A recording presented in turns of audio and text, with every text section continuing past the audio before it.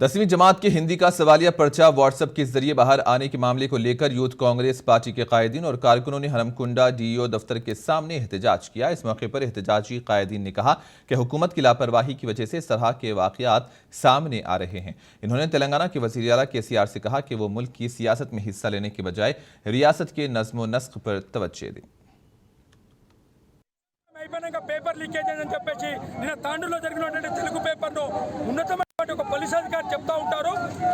9:40 నిమిషాలకు paper leak అయిందంటే 8:40 నిమిషాల పేపర్ లీకేజ్ అయ్యి వాట్సాప్లలో ఆ కాలేజీ యాజమాన్యానికి ప్రైవేట్ కాలేజ్ యాజమాన్యాలకు ఈరోజు రాష్ట్ర ప్రభుత్వం కొమ్ము కాస్తుందనడానికి ఈ పేపర్ లీకేజ్ నిదర్శనం అని చెప్పడానికి మేము చెప్తా ఉన్నాం। ఎందుకంటే నిన్నటికి నిన్న తెలుగు పేపరు ఈరోజు వరంగల్ జిల్లాలో హిందీ పేపర్ లీక్ అయిన దానికి ఈ రాష్ట్ర ప్రభుత్వానికి